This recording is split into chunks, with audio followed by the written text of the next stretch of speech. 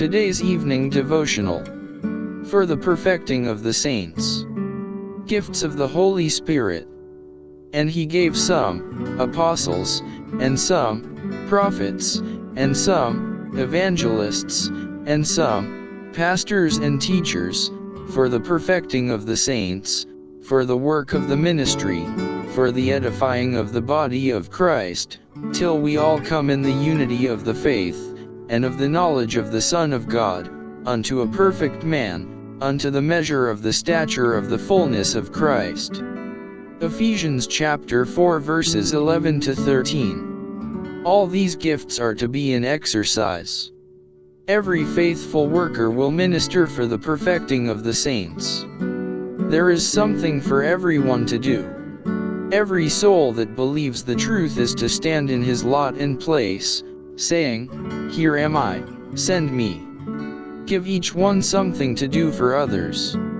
Help all to see that as receivers of the grace of Christ they are under obligation to work for Him. And let all be taught how to work.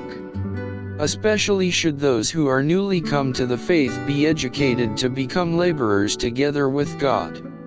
If set to work, the despondent will soon forget their despondency, the weak will become strong, the ignorant intelligent, and all will be prepared to present the truth as it is in Jesus.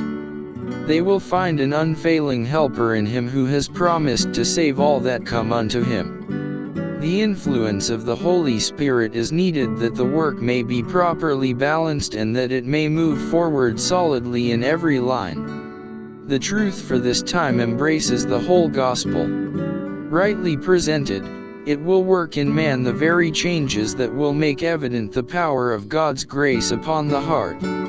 It will do a complete work and develop a complete man. He, God, tells us to be perfect as He is in the same manner. We are to be centers of light and blessing to our little circle, even as He is to the universe. We have nothing of ourselves, but the light of His love shines upon us, and we are to reflect its brightness. We may be perfect in our sphere, even as God is perfect in His.